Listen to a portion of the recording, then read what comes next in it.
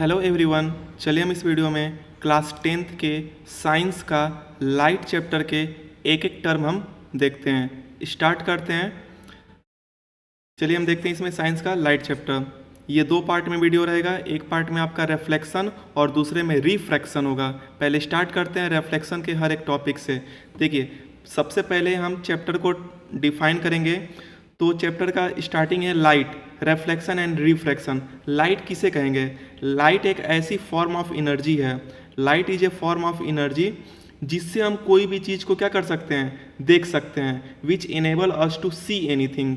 Light एक ऐसी energy है जिससे हम कोई भी चीज़ हम देख सकते हैं।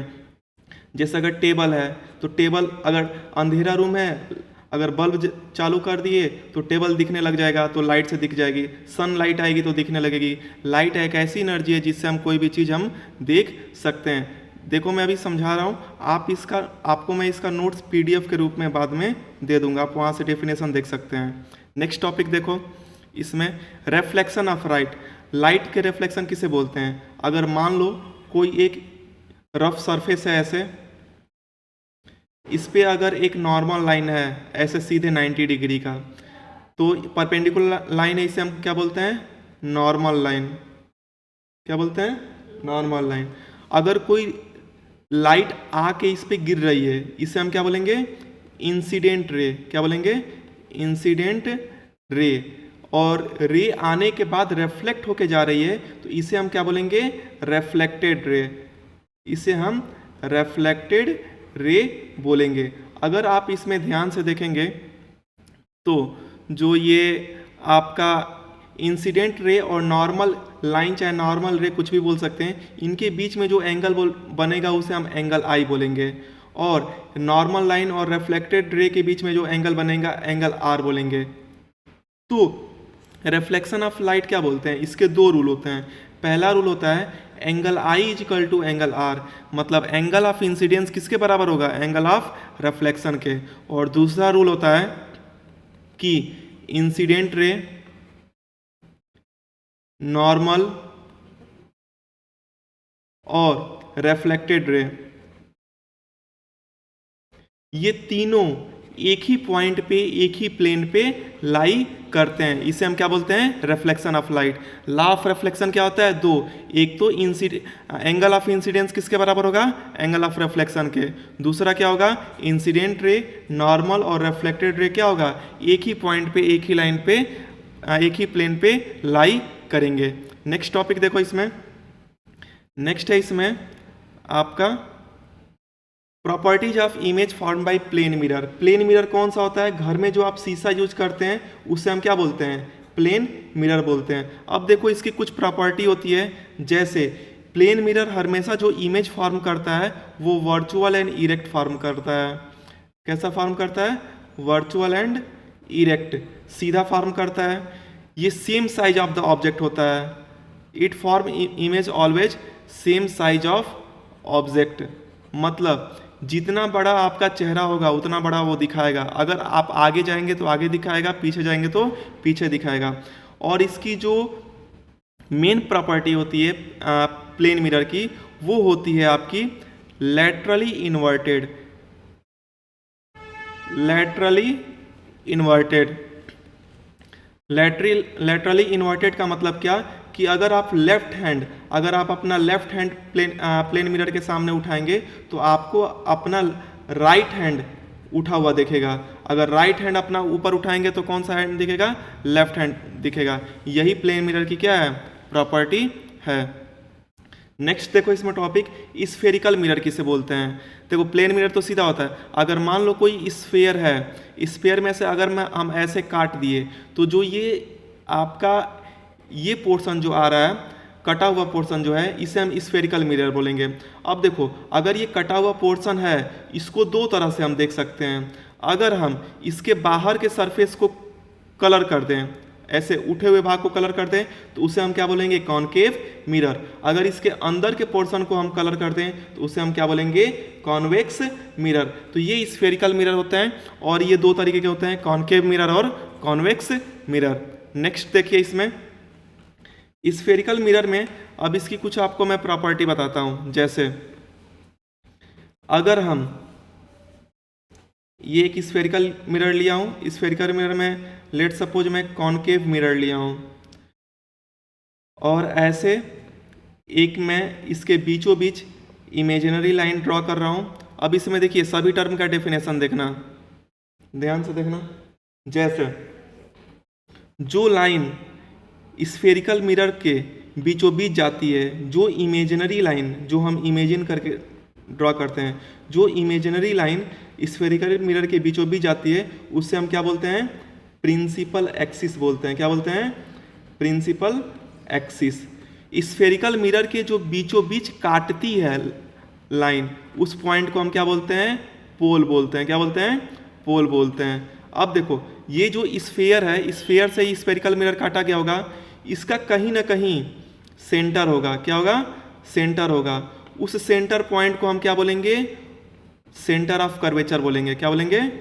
इसको हम सी से डिनोट करेंगे और इसको पी से करेंगे, और सी को क्या बोलेंगे? सेंटर ऑफ कर्वेचर बोलेंगे।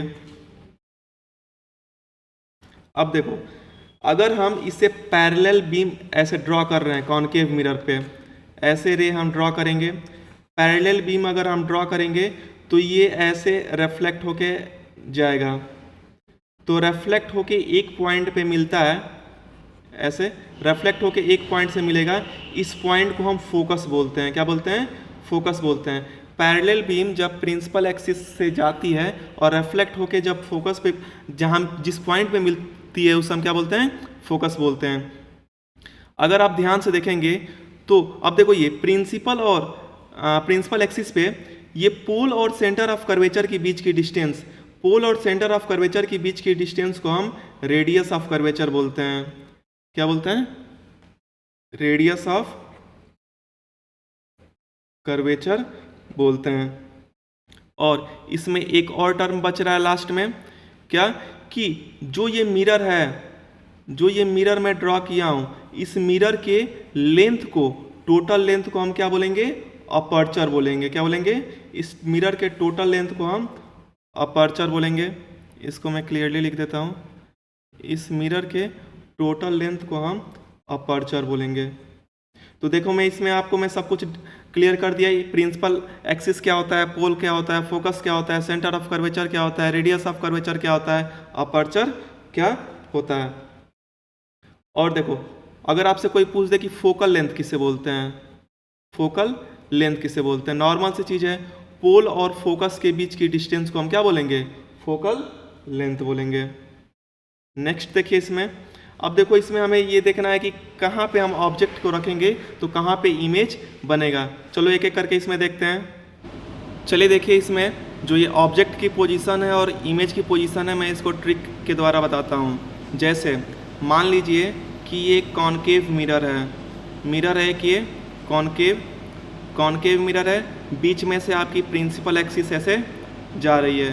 प्रिंसिपल एक्सिस अगर मैं ड्रॉ किया हूँ तो अब देखो अगर आप इसमें ध्यान से देखेंगे तो जहाँ से बीचों बीच ये जो स्फेरिकल मिरर पे काटती है कॉनकेव मिरर को, इसको हम क्या बोलते हैं?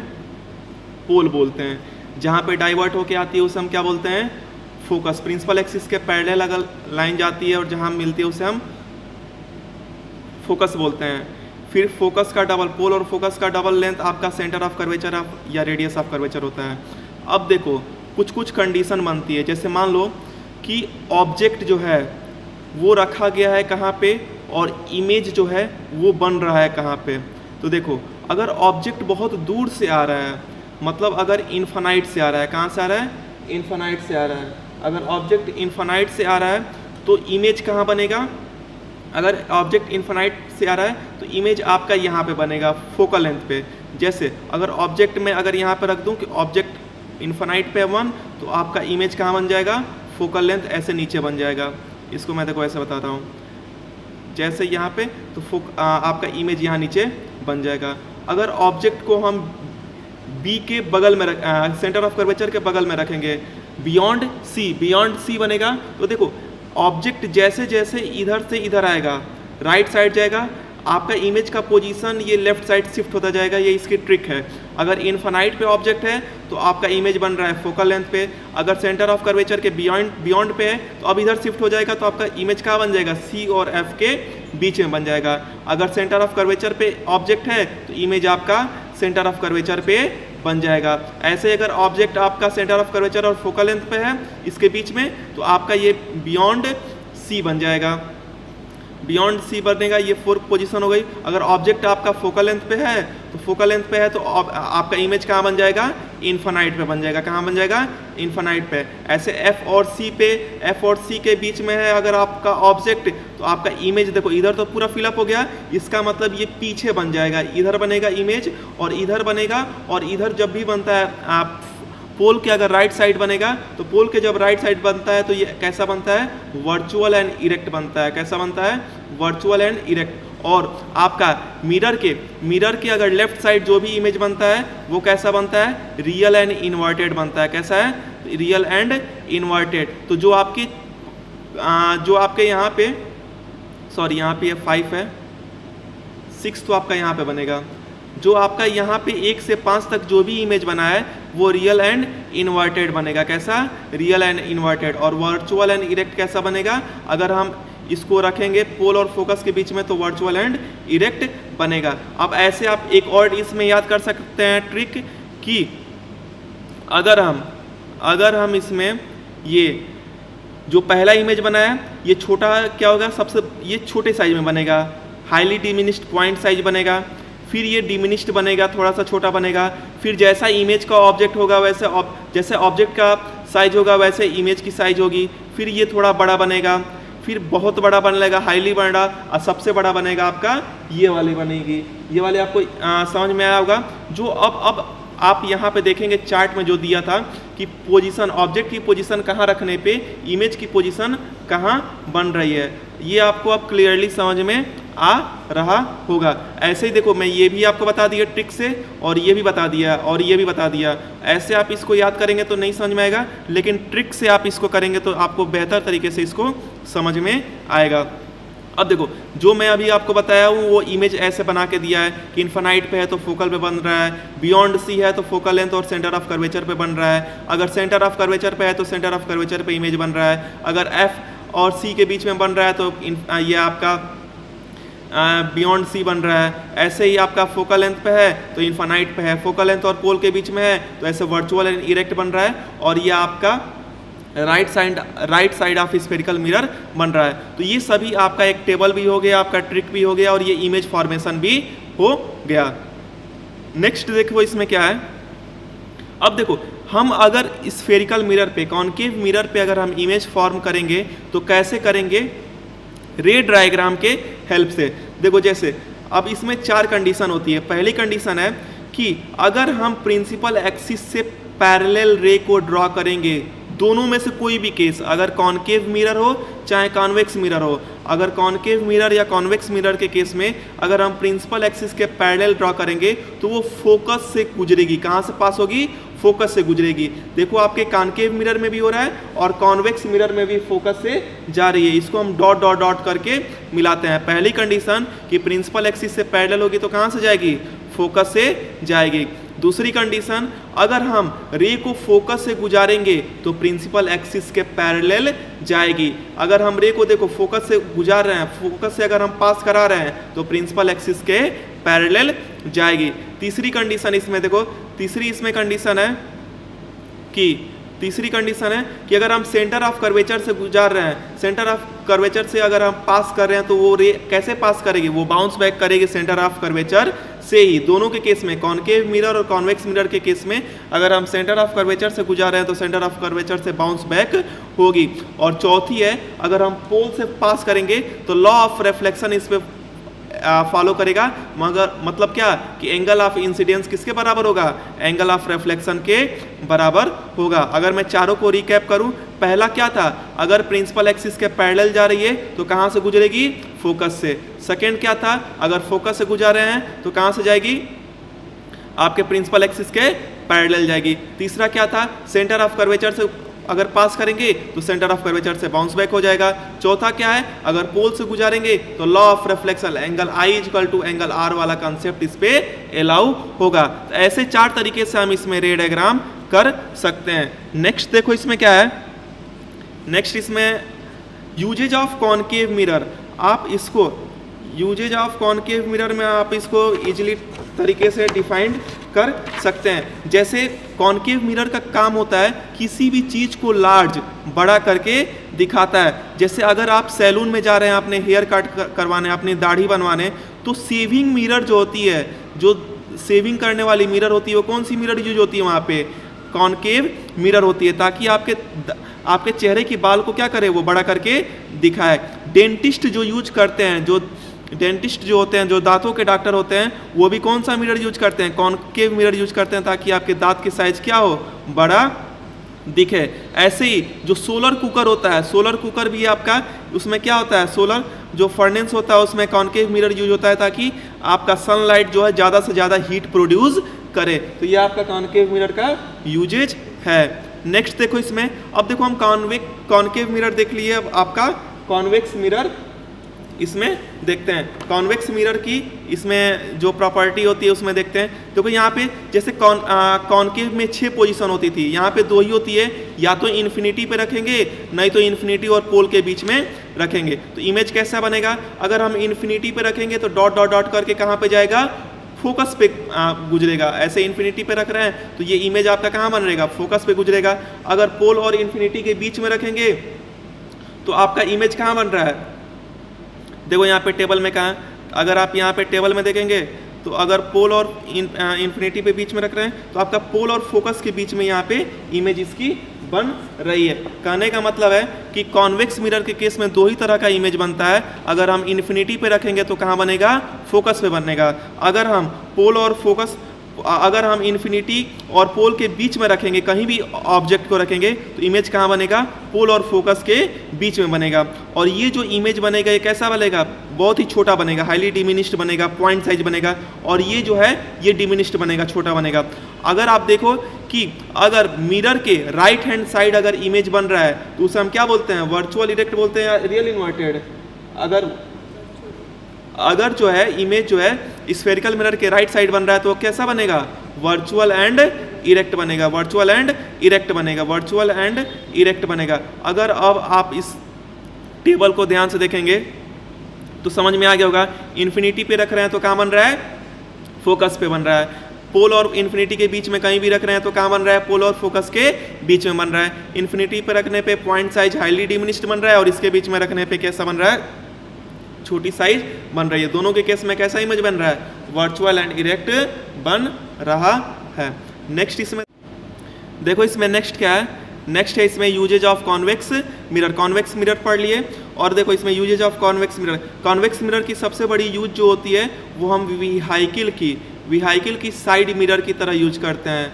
व्हीकल के साइड मिरर मतलब जैसे मान लो कि कोई अगर कार है, कार के पीछे देखोगे अगर कोई कार के बगल में अगर कोई मिरर लगा है तो उसमें ट्रक की इमेज आ जाती है। ट्रक की इमेज कैसे आ जाती है, क्योंकि ये बड़े इमेज को छोटा करके दिखाता है। कौन, कॉन्वेक्स और कॉनकेव दोनों उल्टा होता है। कॉनकेव के केस में आपका ये छोटे इमेज को क्या करता है, बड़ा करके दिखाता है, और कॉन्वेक्स जो है बड़े इमेज को छोटे इमेज में करके दिखाता है। तो व्हीकल की साइड मिरर में आपका कौन सी मिरर यूज होती है, कॉन्वेक्स मिरर यूज होती है। और इसकी प्रॉपर्टी, हम कॉन्वेक्स मिरर को क्यों प्रीफर करते हैं, क्योंकि ये हमेशा आपका इरेक्ट और डिमिनिश्ड इमेज दिखाता है। सीधा इमेज दिखाएगा और डिमिनिश्ड मतलब आपका बहुत ही छोटे साइज में इमेज दिखाएगा। इसलिए हम व्हीकल के साइड मिरर में इसका हम यूज करते हैं। नेक्स्ट देखो इसमें क्या है, साइन कन्वेंशन। अगर हम इसमें न्यूमेरिकल सॉल्व करेंगे तो कौन सी साइन कन्वेंशन यूज करेंगे स्फेरिकल मिरर में। अब देखो आपका यही है, जैसे इसमें देखो 4-5 रूल होते हैं। पहली चीज कि कभी भी हम ऑब्जेक्ट की डिस्टेंस या इमेज की डिस्टेंस कहाँ से मेजर करते हैं, पोल से करते हैं। कहाँ से करते हैं, पोल से करते हैं। कभी भी ऊपर अगर कोई भी ऑब्जेक्ट है, ऑब्जेक्ट अगर एक्सिस के ऊपर रखा गया है तो साइन क्या होगा, पॉजिटिव होगा। इमेज अगर नीचे बन रहा है तो साइन क्या होगा, नेगेटिव होगा। राइट साइड अगर इमेज बन रहा है तो क्या हो जाएगा, साइन पॉजिटिव। लेफ्ट साइड बनेगा तो क्या हो जाएगा, साइन नेगेटिव होगा। देखो इसको अच्छे से देखो, अगर अगर मान लो ये आपका मिरर है, पहला क्या था रूल, पहला था कि हमेशा हम कहाँ से डिस्टेंस मेजर करेंगे, पोल से। दूसरा क्या है, अगर प्रिंसिपल एक्सिस के ऊपर अगर इमेज बन रही है, ऑब्जेक्ट है चाहे इमेज है, तो साइन क्या होगा, पॉजिटिव। अगर नीचे है तो नेगेटिव। ये इस साइड भी रूल अप्लाई होगा। फिर देखो, अगर राइट साइड स्फेरिकल मिरर के इमेज बन रहा है तो आपका क्या हो जाएगा, ये आपकी साइन क्या हो जाएगी, पॉजिटिव। अगर लेफ्ट साइड है तो क्या हो जाएगा, साइन नेगेटिव हो जाएगा। यही आपका स्फेरिकल मिरर में है। इसको मैं नोट्स के रूप में आपको दे दूंगा। फिर देखो, इसमें अब आपका हो गया मिरर फार्मूला। मिरर फार्मूला क्या होता है, मिरर फार्मूला न्यूमेरिकल सॉल्व करने में हेल्प होती है। ये होता है 1/f, 1/f is equal to 1/v plus 1/u। f मतलब फोकल लेंथ, f मतलब फोकल लेंथ, v मतलब इमेज डिस्टेंस और u मतलब ऑब्जेक्ट डिस्टेंस होता है। इससे हम न्यूमेरिकल को सॉल्व करते हैं। और इसमें देखो, ये आपका था एक, इसमें ये मिरर फार्मूला, और इसमें देखो मैग्निफिकेशन कैसे निकालते हैं। मैग्निफिकेशन को m से डिनोट करते हैं। ये आपका होता है height of image upon height of object. Height of image को h डैश से डिनोट करते हैं और हाइट ऑफ ऑब्जेक्ट को h से डिनोट करते हैं। और ये किसके बराबर होता है, -v/u। इससे हम मैग्निफिकेशन सॉल्व करते हैं, इससे हम न्यूमेरिकल भी सॉल्व करते हैं। मैग्निफिकेशन मतलब height of image upon height of object. m equal to h dash upon h is equal to -v/u। ये था आपका रिफ्लेक्शन के सभी टर्म के डेफिनेशन और उसका एक्सप्लेनेशन। नेक्स्ट वीडियो में मैं आपसे रिफ्रैक्शन ऑफ लाइट के बारे में बताता हूँ। तब तक के लिए मिलते हैं आपसे नेक्स्ट वीडियो में। Okay, thank you, take care.